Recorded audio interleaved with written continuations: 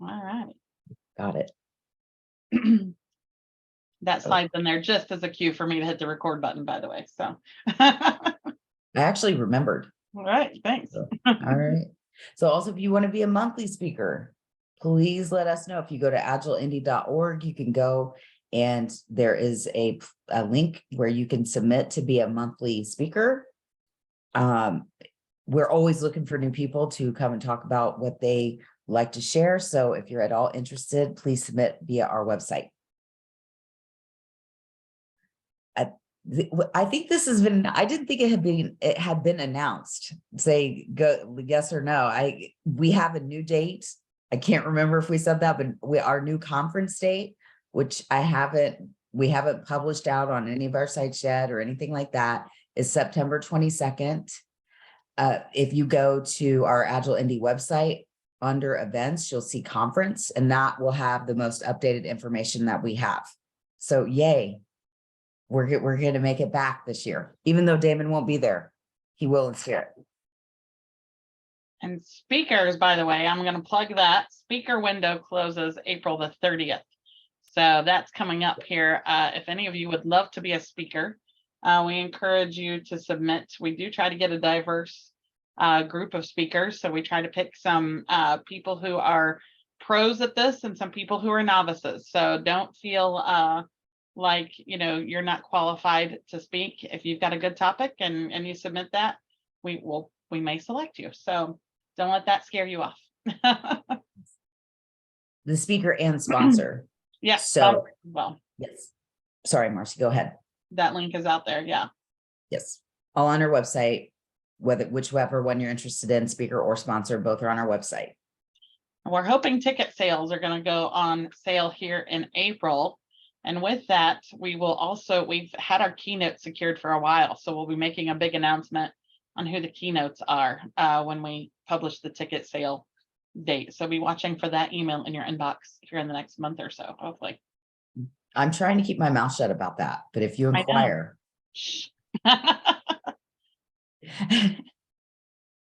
Okay. Not good at keeping surprises, are we, Jenny? I'm not. No, not at all. Not at all. And this one, I'm like, I don't even need to introduce this man. I think everybody knows Damon, especially looking on our registrants.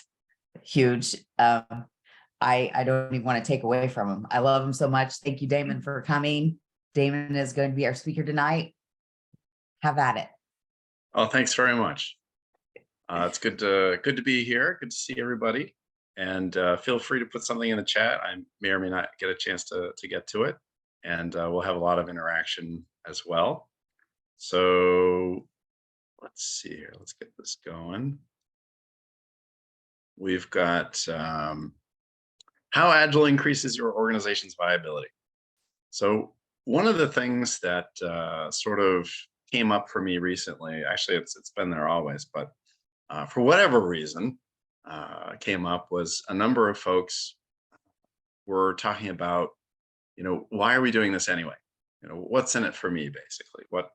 So for instance, I was having a conversation with a developer and he said, well, you're saying break everything down into small pieces, but if I do that, it's going to be less efficient. It's going to take more time. So why don't I just, work on it? It takes however much time it takes. And, there might be some truth in that. But on the other hand, if it takes a really long time and some part of it actually turns out to not have a whole lot of value, it may be more efficient to develop it from a developer perspective. And I'm not agreeing to that, but just let's say it was. But from a market perspective and making more money, that's not true. All right. So the earlier you get something out, the earlier you can start making money. And, breaking it down so that you can do that, that's a whole nother talk on, slicing user stories and that sort of thing. But assuming that we can, then that's a real advantage. Now, who cares, right? It sounds like I'm being, a capitalist or something, some crazy capitalist. Oh, money, money, money. Hey, okay. So you take a job and you say, whatever you want to pay me, that's fine. I don't have to pay my mortgage. I'll have I'll have a tiny little house. That's great. Right. There's nothing wrong with a tiny little house, but you're probably not thinking that. You're probably thinking maybe, I'd like a larger house, or I'd like to get a new car. I'd like to go to this restaurant. Making some amount of money is important, for us personally, but an organization staying in business is kind of important. I think we would all agree. And that comes down to the financial health. Uh, Now, it may sound like, okay, you're really focusing on the money here, but what about morale? What about having a good time at work? Absolutely. We should enjoy our work. We should be passionate about it. Now, obviously, the easiest way to make all your employees happy is give them 1 year vacation every year, but I don't think that's going to happen. However, if a company is financially viable, it makes it easier to say, you know what, maybe we don't need people working through the weekends. Maybe we can work at a sustainable pace, right? So I think those go together. Anyway, so you're not thinking that I'm just focused on money. That was sort of my disclaimer. But now we're going to talk about money. Oh yeah, that's another slide. So I think I kind of just said a lot of this, but just for reference. All right, so this, all right, so it's us bringing about the changes that are going to bring more agility. And we assume that more agility means more viability for the organization. And if we're considering the financial aspects, not only does it make it something that we can think about, what are we going to advocate for? Am I going to advocate for this or this, which is going to bring the most viability? Also, when you're trying to convince other people, this is not just Agile for Agile's sake. Woo, we got certifications, woo. Nothing wrong with certifications, but also it's good for the company. And if it's good for the company, hopefully it's good for me, right? It's better to work at a company that's more viable than one that's not. So that's kind of why it matters to us. So very typically, it says IT budget there. Some people will be like, what's IT? Well, okay, so in a software company, your entire budget, the budget for a company, and it might not be software, but we'll focus on software just to make it easy. There's the budget. Notice I made the box really small because this budget is generally much larger. Reference Computer Economics 2019. 1.4 to 5.9% of revenues, which means that the revenues are much, much larger. Now, if it was up to you, would you rather get a little piece of the purple box or a little piece of the green box? I think I'd rather get a little piece of the green box, right? Even if you reduce the IT budget to zero because you inherit a magic wand that writes software for you, you're not going to save that much money compared to how much more money you could make if you help increase the size of the green box. Right? So that's one thing to think about. So traditional development, nothing wrong with traditional development. It's made us lots of money. Look at the big green box, right? But the focus from a software development perspective, financially, is reducing cost. But as I said, you can only reduce cost so much. At some point, you realize, oh, we reduced it too much. The green box is starting to reduce. Agile says, no, we're going to maximize value. We're going to receive value much sooner. And also, you may not hear this a lot, but I'm going to say this, it can help with marketing research. You might think, whoa, it didn't show up for marketing. We're not going to talk about marketing so much, so don't worry about that. But we're going to see how you can use software development as part of your marketing research. And I'm not saying that, you don't know a lot or all of this already, but just looking at it from the lens of how much money are we really talking about? So we can increase our addressable market, which means whatever products and services, if we're making more people happy with the features that we're putting out there, we can get more customers. And not just the kinds of customers we already have, but new customers and new markets, which is going to make us more money.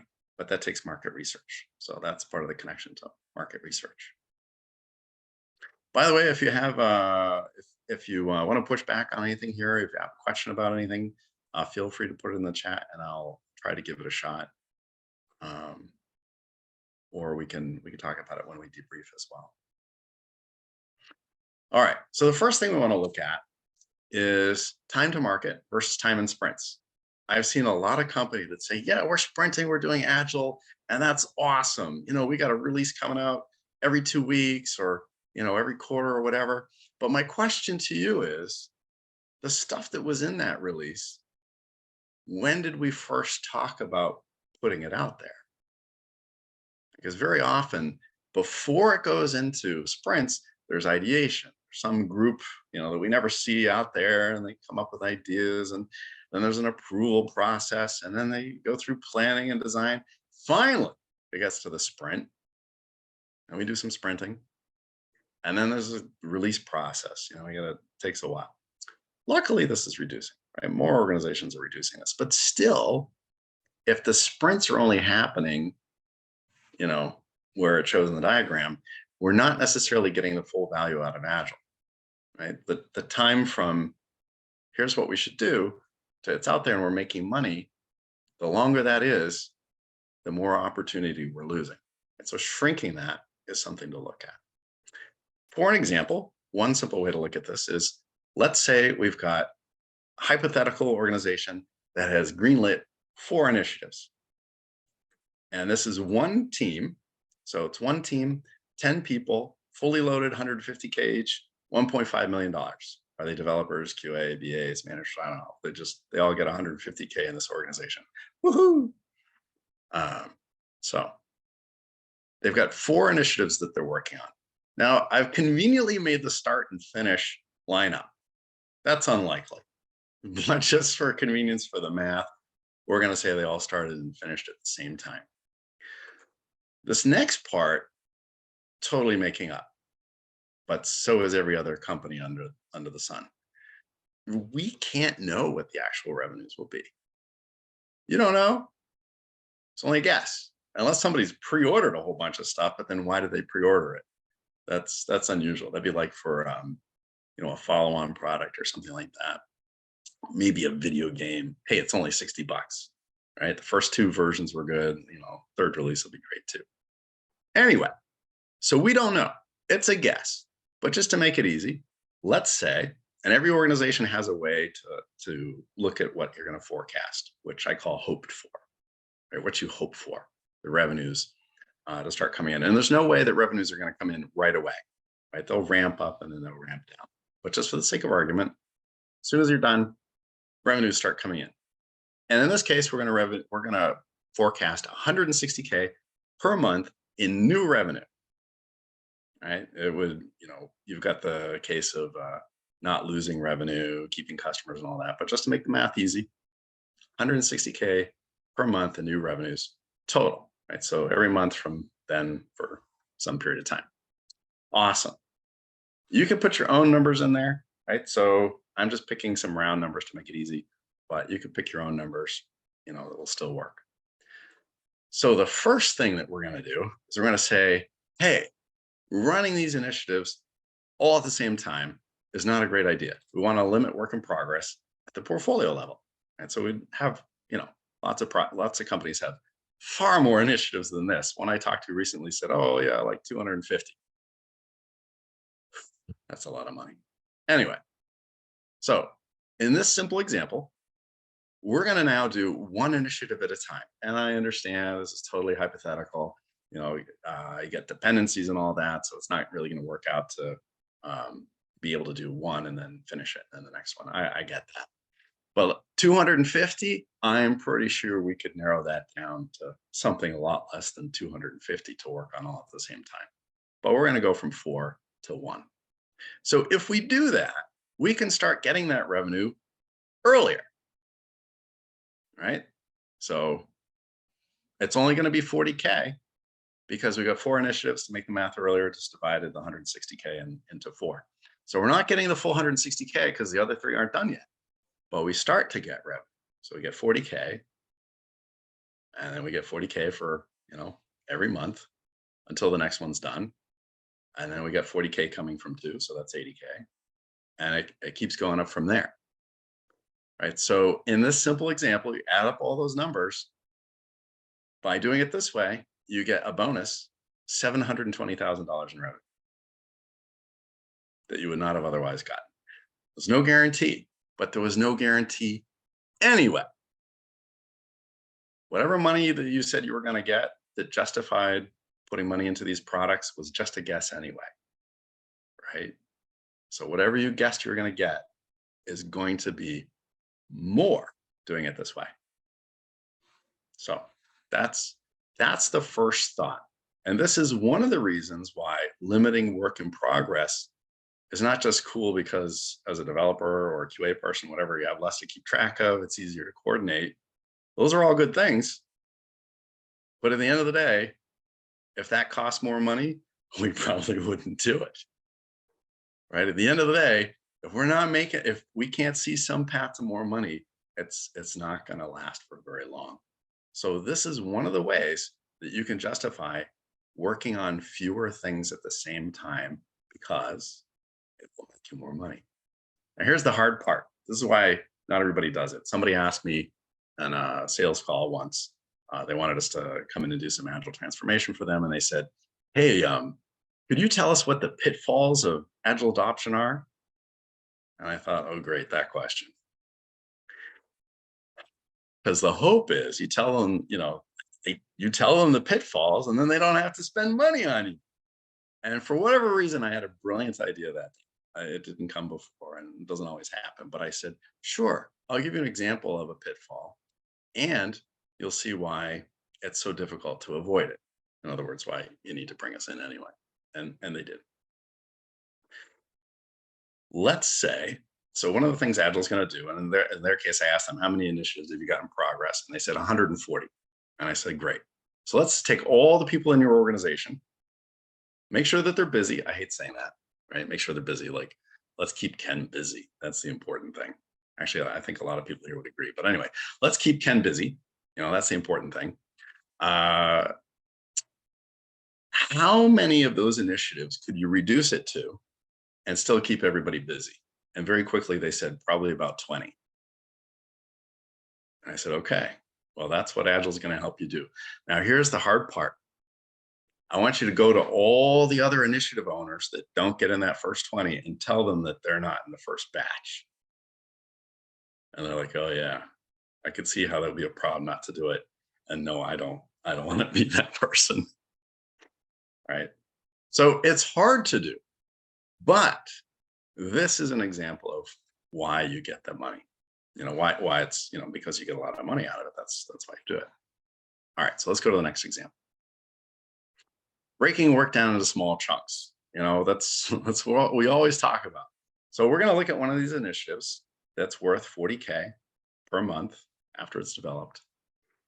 And just as organizations have a way to choose which initiatives get greenlit, because they don't all get greenlit, even with 140, there were hundreds others that were, being managed by the PMO that weren't getting greenlit.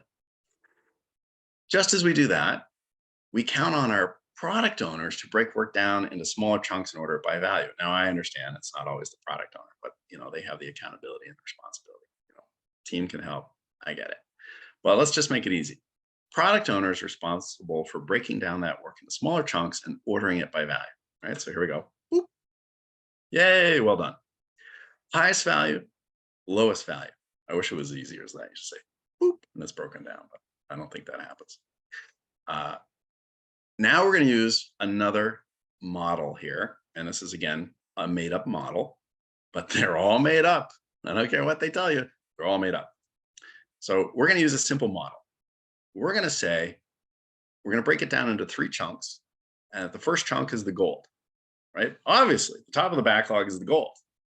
If it's at the top, it better be gold. Why is it at the top if it's not? And that brown stuff at the bottom, that's dirt, right? And in the middle, we've got silver. So we got the gold, we got the silver, and the dirt. Maybe the dirt's not 0, but we know that what's at the bottom of the backlog is worth less. And the stuff in the middle is worth less than the top, but it's worth more than the bottom. So simple model, gold, silver, dirt, 25K, 15K, and 0, and you'll notice it adds up to the 40K. So based on that, part of the idea is, and how this is going to work out, I made this extremely straightforward for the math, because, too complicated. It's going to explode my brain. So we're going to pour this out here on all 4 initiatives. Now let's assume that that's your money. I just gave you however much money that is. I don't know. I'm not going to add it up. That's your money now, but you can only spend it on initiatives. Raise your hand. Let me see. I'm going to go to the big view. Raise your hand, either electronically or physically, if you would invest in the brown boxes. Who would put some of their money into the brown boxes? That's how much you're going to get back, right? Anybody want to invest in the brown? No, that's like investing in a lottery ticket that costs $10 and only ever pays back 1, right? That the odds mean you're going to waste your money. Oh, you're not going to do that. Are you going to get a lottery ticket that pays, what is it, like $1 billion now? It's crazy. Anyway. So who knows what part of the brown stuff we're not going to do. But if you have an opportunity to invest in some other project's gold, that's what you should do. And I know one of the reasons it's hard is because in some companies, if you say we're going to do all this and then you don't do it, you don't get the budget next year for all of that, right? So there's financial reasons and procedural reasons that get in the way.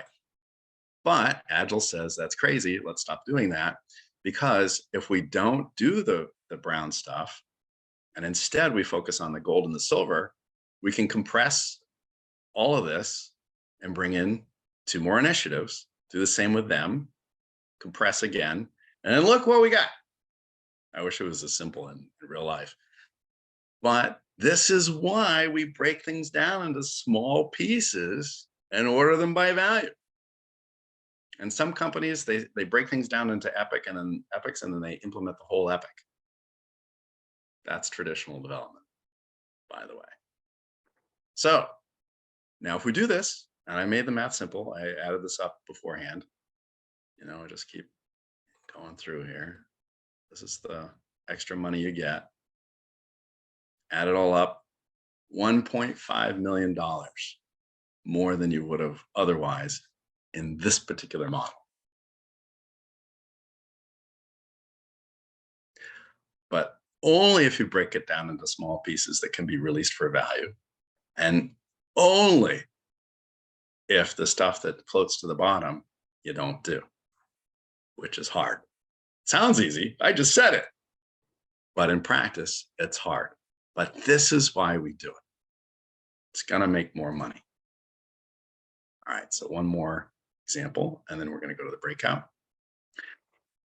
Market research. Now, we're not going to talk about marketing per se. Market research means, where's the money, right? So you got a certain amount of money. You'd like to make more money. It takes money to make money. I've got 8 initiatives here that I'd like to do. And there's a cost associated with doing all those initiatives.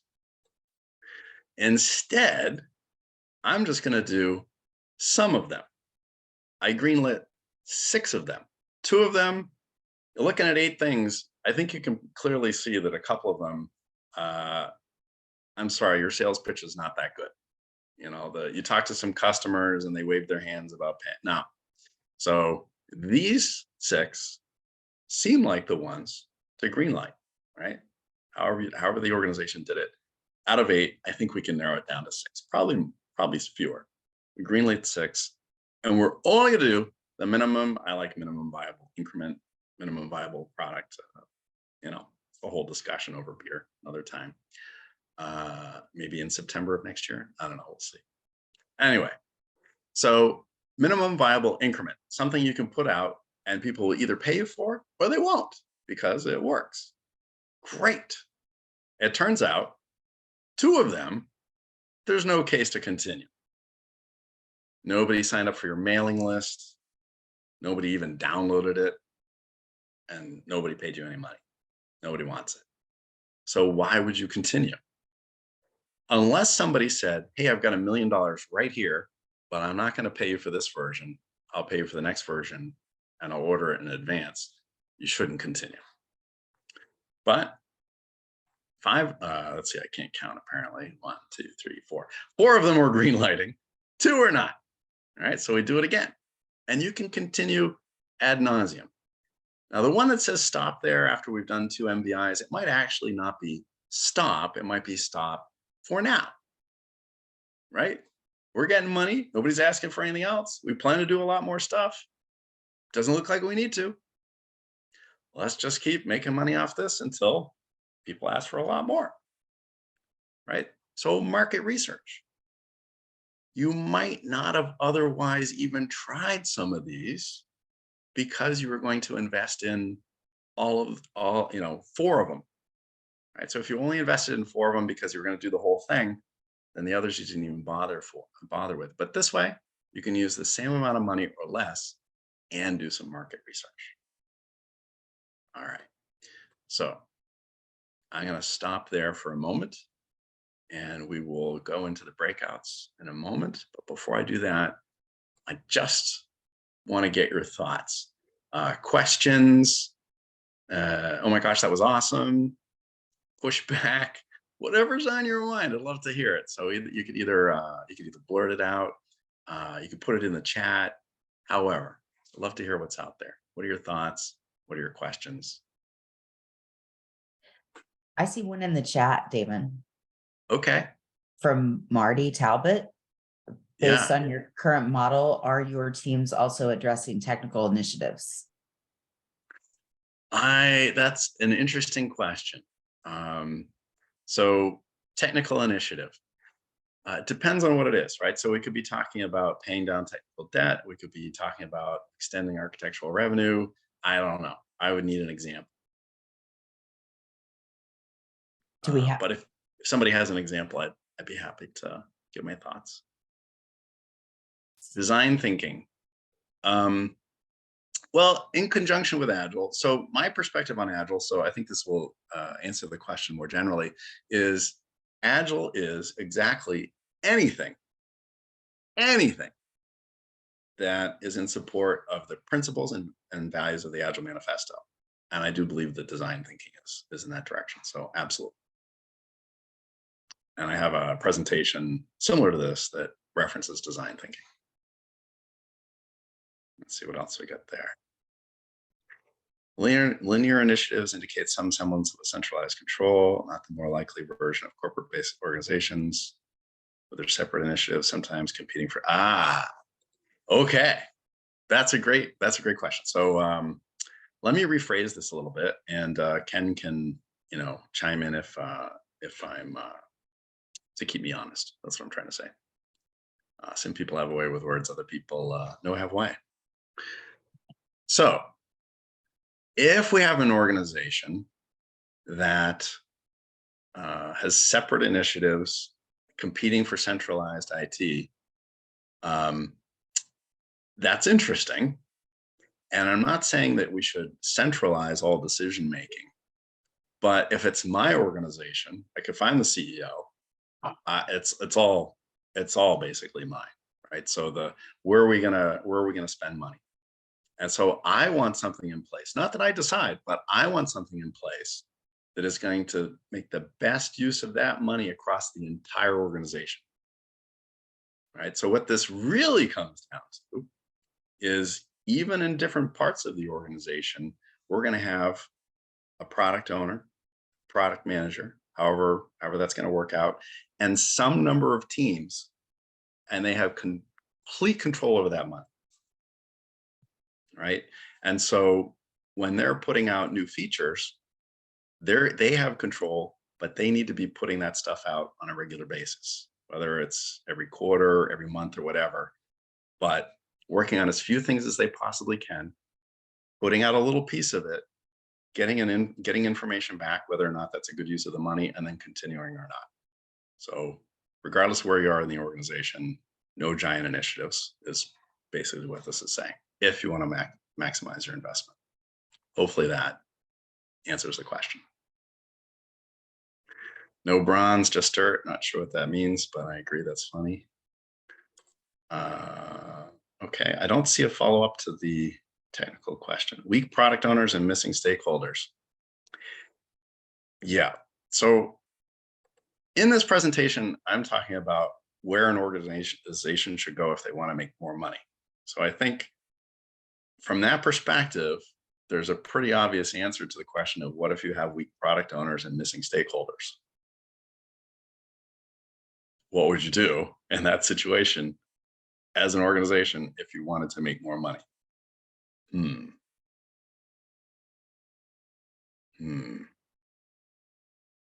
I think you would have to deal with the problem of weak product owners and missing stakeholders, right? One of the reasons this is so hard is that this financial aspect of things is not really emphasized, talked about, or part of, for instance, OKRs in many organizations.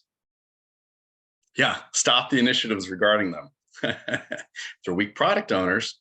They're weak by definition if their investments are not making more money than they cost. Yeah, it's all financial based. Absolutely. Yeah, I didn't see the follow-up to the technical teams question. So I'll take a go at that anyway. I'm not a big fan of paying down technical debt. Now, I'm not saying let it mount up. What I'm saying is whatever you're going to do, if you're not changing it, leave it there. But if you're changing something where there's technical debt, then when you're estimating it, explain that it's going to cost a little bit more and pay it down as part of that work. All right, so that's how I would deal with that. If it's something, about, Damon. I'm sorry. And that's what I was talking about was tech. I've seen too many teams build up technical debt, and then they have, we need a technical, we need a technical sprint. No, you build it over time. Exactly. Right. So if you think about it from a financial perspective, hey, technical debt, right, that comes from credit card debt, it makes sense, right? So if you have a product owner that keeps putting in technical debt, pretty soon you're not going to be making a lot of money. You're going to be focusing on the debt all the time, right? So that's a great link into the financial aspect. Thanks, Marty. Okay, so let's do the breakouts. I'm ready for you. So we've got 4 people in each room, and you've got 10 minutes on the clock. What's the exercise? You know what? We don't know that necessarily everybody's going to go there. Could we go instead to let's see how many people we got here. I'm sorry about that. No. Could we go to, how about we go to 4 rooms? 4 rooms, I can do that. Okay, awesome. All right, so while you're doing that, I'll explain what we're going to do. So if you don't want to go to a breakout room, you can hang out here and we'll just keep chit-chatting. But when you go into the breakout room, you'll chit-chat with the folks in there. And here's what we're going to do when you get in there. So let me show you that.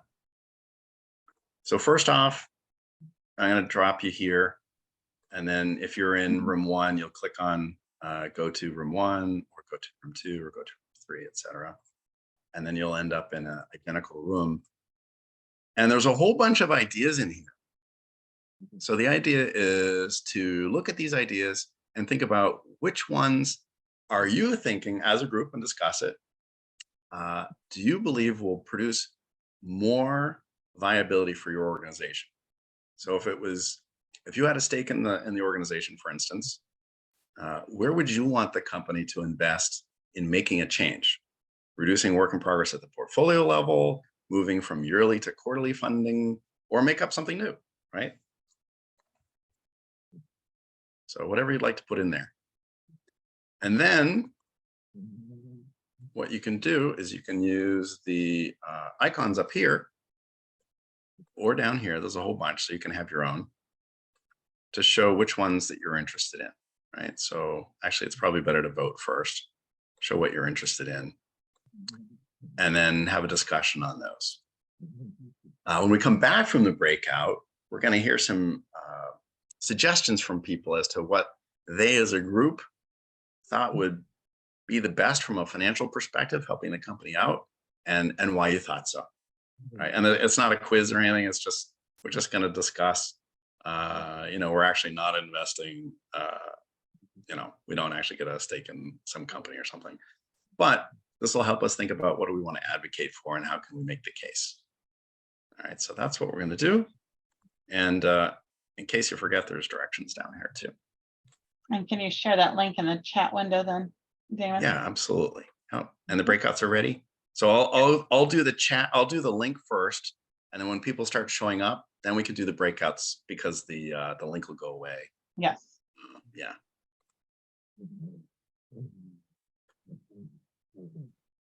All right, if everybody will open your chat window and be ready to click There we on go. just paste it.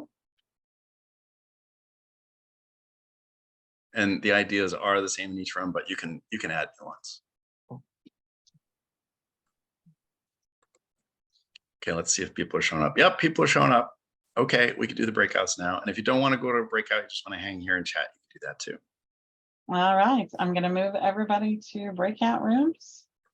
And you'll have 10 minutes and you do have the option to come back to the main room if you like. So, all righty. We'll come back in about 10 minutes. Sounds good. In any case. Opening the rooms now.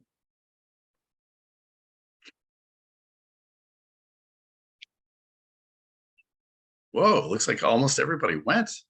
I may have had that set as a setting, so hopefully they'll get in there, they'll talk amongst themselves, and if they don't want to go in the room, they can come back. So I think you have to click on accept to go. yeah. Right. Do you? That's I unusual didn't that even get everybody that goes. Was Oh, that- well, you're still here. Oh, I didn't put the hosts in. Paula, did you not get the option?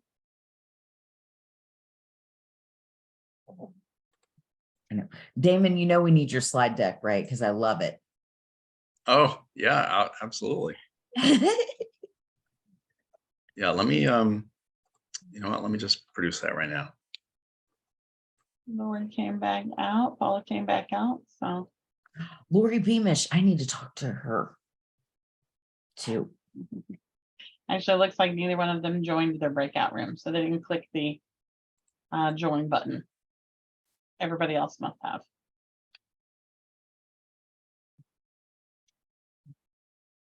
Hi, Jenny. Hello. Is that Lori? Yeah, it is. Lori, hello. Now, you know, I haven't sent an email to everybody on my team because we were securing a venue. However, I am going to send an update to you guys, even though we still won't have work for a little while, but it's coming around. So I didn't want anybody to think I forgot about them. We just had some massive changes last minute that we had to rectify with our venue. I understand.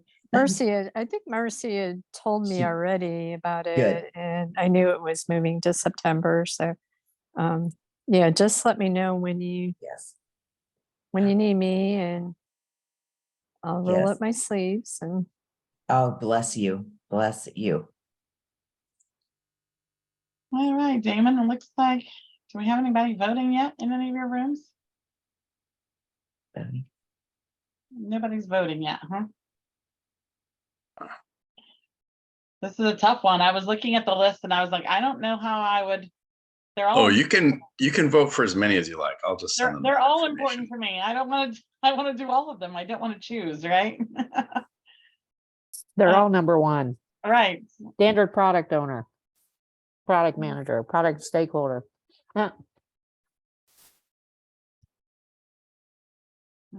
Releasing a reporter. Yeah, this is tough.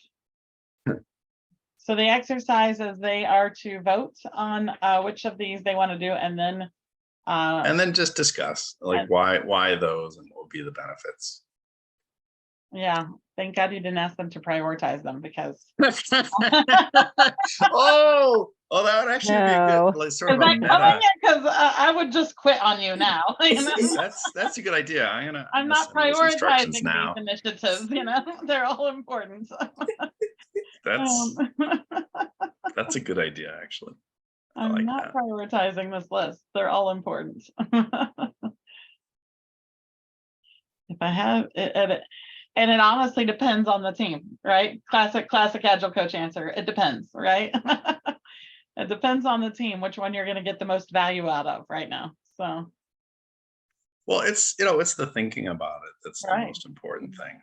And, I think so often we, myself included, just think about, oh, I really love this. It'd be so great to do this, but it's maybe not the Well, most and viable. it's the classic old value versus effort too, right? So some of these may require more effort. Reducing WIP at the portfolio level requires getting a lot more of your leaders involved in that and in agreements that is what we need to do, right? Where some of these other things, like maybe design, moving your design work into your sprint, maybe that's stuff you can control within your own team, right? That Yeah, if I was going to prioritize, I'd probably start with the stuff that was within my control. Now that I think about it, right? absolutely.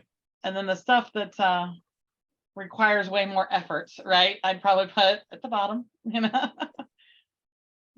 Well, you might be able to break Your it up sphere in of pieces. influence, right? right. The more of these that you do, the better the team does, the more attention you might get from some of those leaders. Right. Sometimes that's how you get, the first domino there. I'm gonna go Of ahead. course, sadly, you get that domino and then they go, I can't take it here anymore. I'm going to go to a place that's more agile. And then they go over there thinking it's more agile. And then they realize, oh, this isn't any different. Damn it. That's Indiana, David. Like that's literally every company in Indiana. Yeah, it might be in other places as well. Probably, yes. I've Yeah. seen better variations outside of the state when I used to travel, but definitely not in state. It's like they all talk to the same person or something, I think. Mm. There must be a Slack channel that we don't have access to. They just, I often think that it's the Illuminati channel. That's right. Illuminati channel, huh? we didn't get invited. That's, They don't want to hear what we have to say. that's right. Well, they don't use money anyway. They use something else. The Brotherhood Network. Yeah, I don't know. Let's see if we got any new ideas here.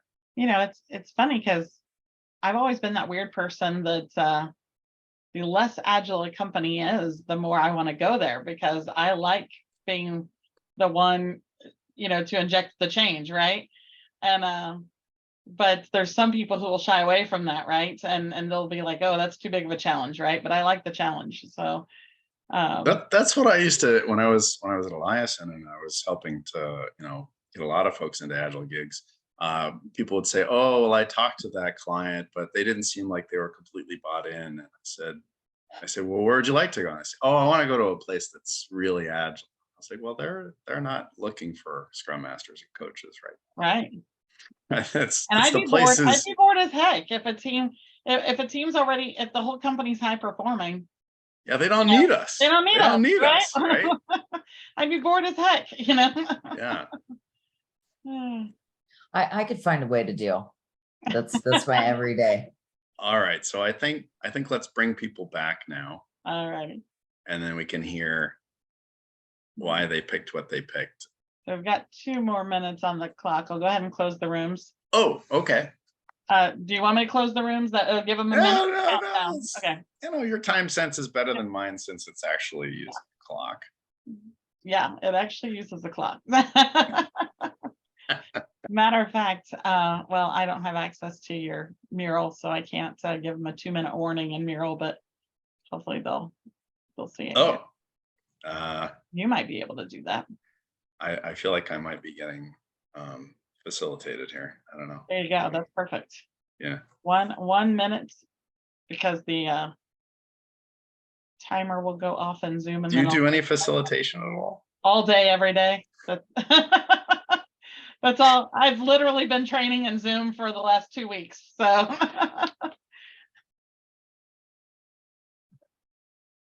mural and Zoom. That's all I do all day, every day anymore. I feel like, well, when I'm not being performance coach and enterprise agile coach and practice leader and all of those things. Just a few things. Just a few hats, you know. That takes you to what, 2 p.m.? Right, you know. Some days only one, you know. Some days only 1 p.m. You know. All right, I think time's up now. And breakout rooms will give them a minute before they come Kick back. 'em out. Kick them out, yeah.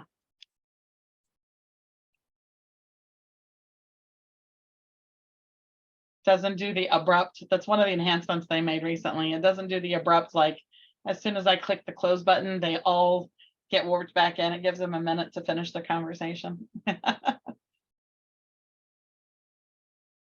like the, I don't remember who has it, but I wish Zoom had it. The you can sort of have groups of people talking, and then if you go over there, they start to get louder. But I heard whatever platform it is, like isn't scalable yet. Somebody tried to do it with like a whole bunch of people and it crashed or whatever. Ooh. But You don't it know seems the like a name of little it? feature. I don't know. It was something village or I don't know. Huh. It'll get there. Okay, well, welcome back, everybody. So if somebody wants to just take the mic or you want to put it in the chat, love to get your thoughts on why you picked what you picked. If you want to advocate for one that you thought, of course, it's going to differ by company and team, but why did you vote for some of the things you voted for? What was sort of the rationale? Or really, what were some thoughts that came out of the exercise?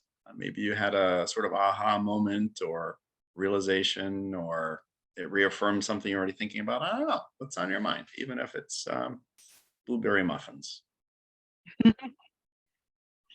No chats. Let's take yourself off of mute and feel free to answer the question. Yeah.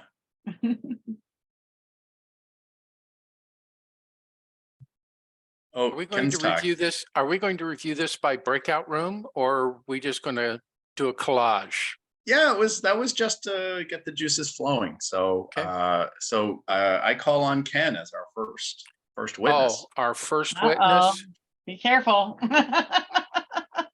No, Marcy, I'm not going to go deep on this. We don't have time, but thanks to Drew and Marty, we were in our little room, and we were in breakout 3 if you want to roll over to that particular area. Yeah. And so basically those that have a fire associated with them are something we want to take a Mark IV flamethrower and hit it and burn it and incinerate it and make it go away. The hearts are things that we think should be done. The check marks are things that really are dependent, we believe, deeply upon the scope of the effort, the team, the company. So that was kind of our approach to things. Okay, awesome. Any thoughts that uses anything that you would say that uses the word money, finance, something financial? Well, one thing we were curious about is the entry of use a combination of product manager and team-based POs. Who would do something like that? Well, why would you do something like that? Hopefully a lot of people. So what kind of communications do you have? Are you in telepathy mode? Well, so the way to think about that is, let's say you have a product or a service that has hundreds, thousands, millions of customers. And you need somebody that's out there understanding the competition, going to trade shows, understanding the market deeply, and that's a full-time job. And I think we've all worked with product owners that are checked out or that aren't there. They're on the road, they're focused on other stuff, they're not paying attention to the team.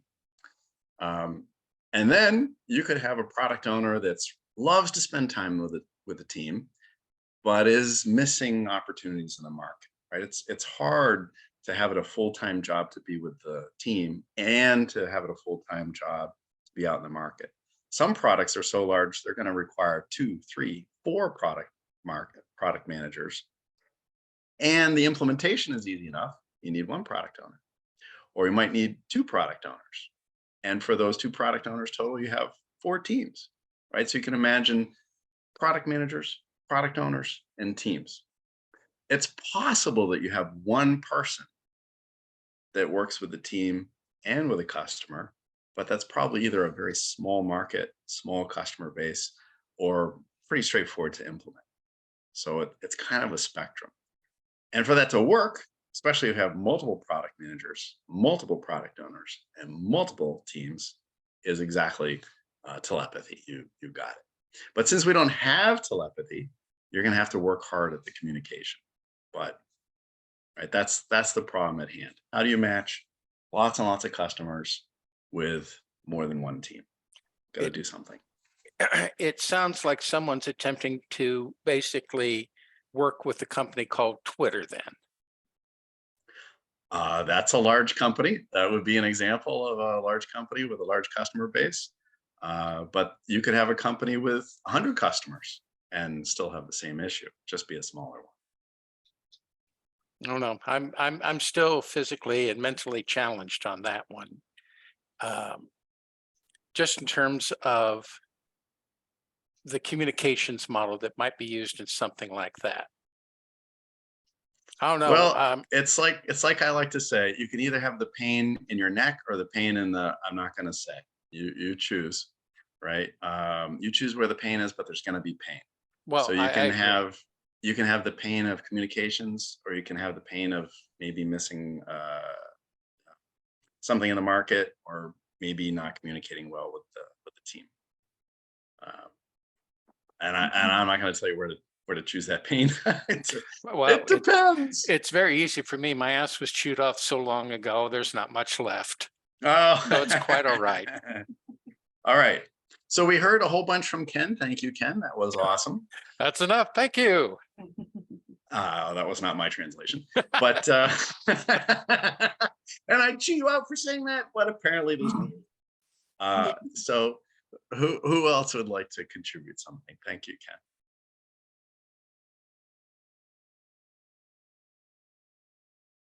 I think we have some stuff in the chat too. It takes a village. I think that was mentioned earlier, but that's a good way to say, how do you produce a product as well? It takes a village. I remember seeing a product owner presentation called It Takes a Village years ago. Oh, Kim says, okay, so Ken, the answer is get Kim. Kim is the answer. Happens here all the time, and we communicate very well. So there you go. All right, well, let's see. People voted for other things. Let's see, what did other people vote for? We got to vote for increasing test automation as a way to improve finances. Maybe somebody wants to opine on why they were thinking that would help out. Or move to funding by value stream. Well, increasing test automation, that's my world. But in the group, I wasn't even the one who really voted for that. But that's what I do all the time. And I think that is something that can really reduce those cycle times and reduce lead times into things, so you can have more rapid responses to customer needs in the market if you can release more rapidly. Absolutely, that's a very straightforward argument, right? So if you are reducing the lead time, the cycle time, people like to use those terms all over the place, and I can't keep it straight. But really, at the end of the day, it's the time between, hey, if we do this, we'll make money, and oh, look, we're making money. We want that to be as short as possible. And if tests are failing, or running the test cycle takes so long that we can't release frequently, then we're not going to be able to reduce that time, even if we want to. So there you go. Good argument for test automation. All right. Who else has a thought?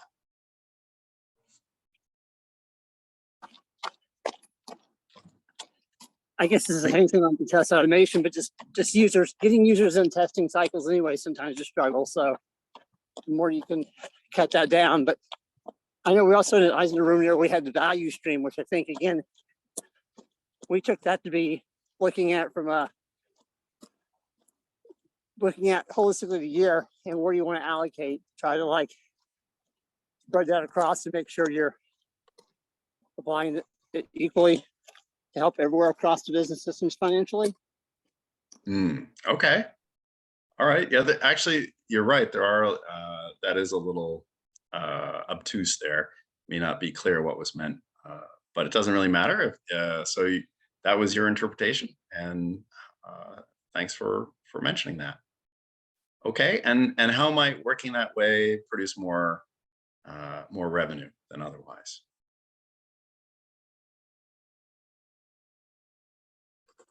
Drives value to the market faster. All right, gets value to the market faster. Fantastic. Let's see, there's a question. How about value stream funding? Where does that save costs?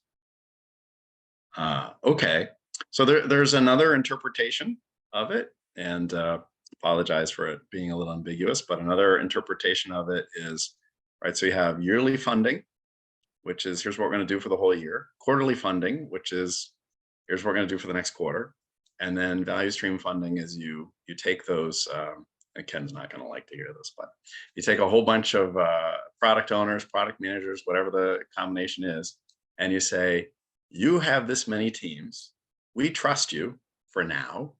Do what you want. There's no approval process. And if they turn out to be a weak product owner, pretty soon they get assigned to a small little team. So no, you don't get 2 teams, you get 1 team. Right? If you're a strong product owner, you get more teams, right? So because you're making decisions that bring in more money for the organization, right? So we get rid of the entire approval process. And obviously, if you have long approval processes, you're going to delay when the value comes in. The product owner becomes the entire approval process. Now, there's a part of that, though. If you're going to produce a completely new product or service, that's probably something else.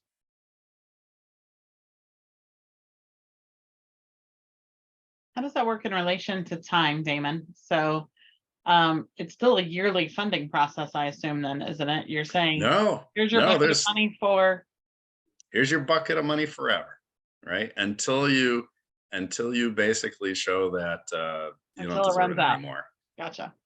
Well, I mean, if you're taking money and you're making more money, then it's self-funding. Right.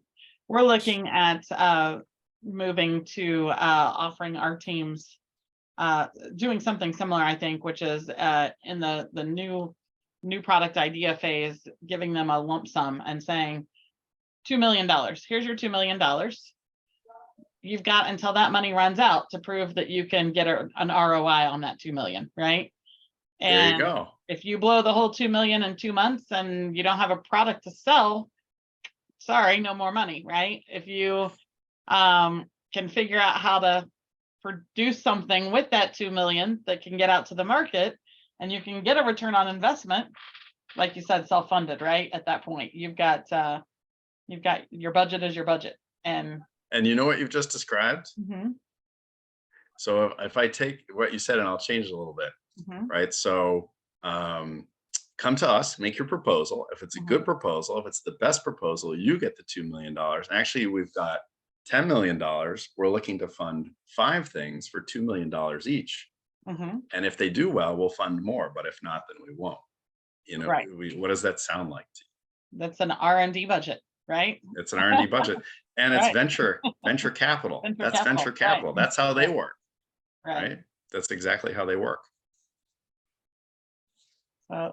So what you're saying then is that you can do the value stream if you're in an R&D environment, but it isn't a little difficult to do value stream funding, considering those streams are cutting across, multiple, maybe connected or unconnected business silo capabilities. I mean, the accounting department is going to go bonkers with that. Yes. Well, you've kind of hit on an issue. So if you're going across multiple silos, Agile's kind of saying, no silos, right? We're trying to reduce silos, right? Instead of having development silo, the testing silo, or even not in that area, right? We have a silo of business over here. We have a silo of business over there, right? So we're gonna form things in terms of value from the customer's perspective and fund it that way. So Dale, what you're telling me is your enterprise must be operating at scale for this to be successful. Well, Agile generally doesn't work in organizations as is, right? That's the biggest thing. Agile doesn't work in organizations as is, period. Oh, I agree. I'm from the Dave Thomas camp of development that, small software development teams works well with Agile. Anything you go beyond that, it's going to become a crushing failure. Just my philosophy.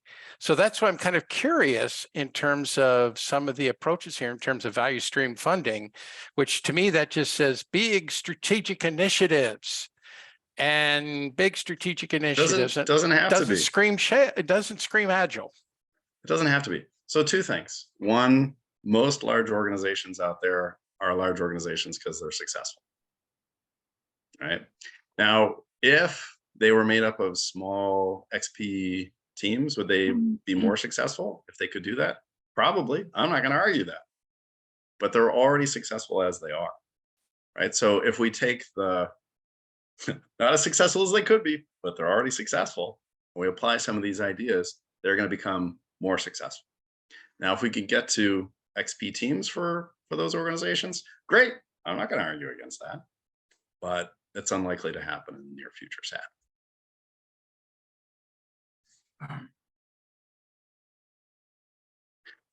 Okay, what else is out there?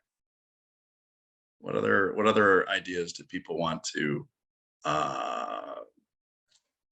advocate for or mention? Release on demand. Yeah, release on demand. All right. Tell us about release on demand and the financial impact. Why would we do that? Based on what we've seen and observed in our statistics, that shows us if we're going through a release and we post the code out into production, it's gone through QA, it's gone through all automation testing, we've got it approved by federal regulators, and based on the market scenario, we can release on demand. What that generates for us is revenue. We start drawing revenue in based on that product. Yeah. On demand from our clients, and demand on a few of these things we've done has been exponentially large. Absolutely. Right. And it builds on itself. The earlier you get that information, the earlier you get the information, the earlier you can do the next thing. That helped us move more to the funding by value stream. And in our breakout room, Damon, I told Ken and Drew, I believe, that it took 3 years to get us to this movement, and now it's rolling. So 3 years is a long time. Nobody would invest in making that change for 3 years unless they could see the financial viability of that. It was all political. Okay. Well, it's unfortunate it was all political. But it couldn't possibly have continued unless there was some financial organ. No. Yeah, exactly. No.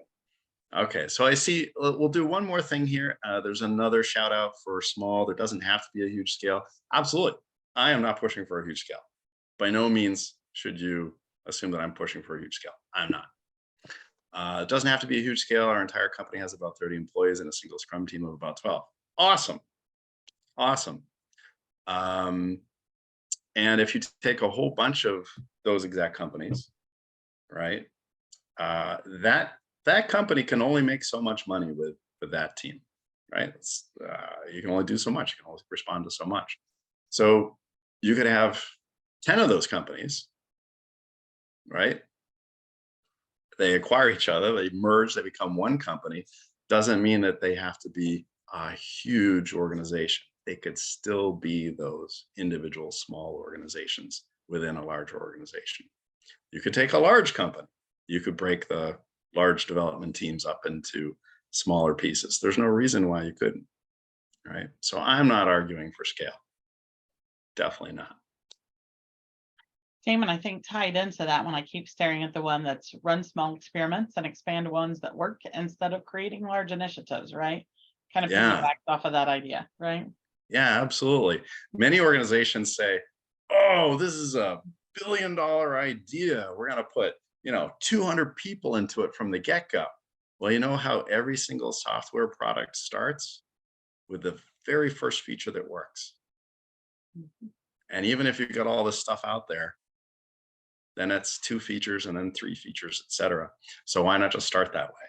And if eventually you need 200 people, great, but most likely you won't. Okay, well, thank you so much for all the discussion. This has been really awesome.